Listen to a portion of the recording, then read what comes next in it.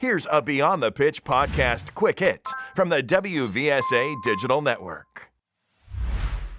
I always say, I get so many athletes who just, their alarm goes off, they roll out of bed, and typically the bus is coming 15 minutes later, right? They just really want to get out the door. They don't want to do too much in the morning. And so it starts by just being prepared and having a strong breakfast. So, first and foremost, breakfast can be anything. It does not need to be a breakfast food. If you loved dinner or you had pizza for dinner and you want to do pizza with an apple, that is fine. That is better than nothing.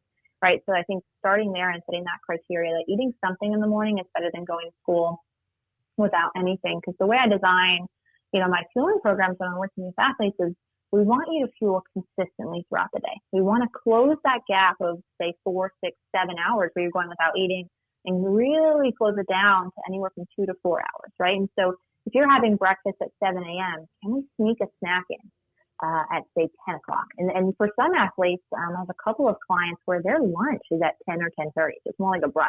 Right. So they're having breakfast and their brunch, and then we're sneaking in some snacks later in the day before training. And so it really is just so unique, but it starts with that breakfast. And then the next thing would be just having some handy snacks. And, every school was different with their eating policies before COVID. And then now they've gotten a little bit more strict about what they are allowed to do. So, you can, have some really quick things in your locker. Like I'll recommend making a PB&J, or if you're a nut-free school, a sunflower butter and jelly sandwich and cutting it into quarters.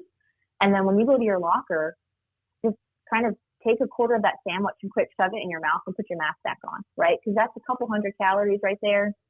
So you can, of bonus fuel you can get in during the day as quick snacks, things like that. Or if you're able to drink during class, think about, instead of water, can we get you a smoothie, like a drinkable smoothie or a drinkable yogurt that we can have during class to kind of get you that bonus fuel to help kind of close the gap of those hours between training.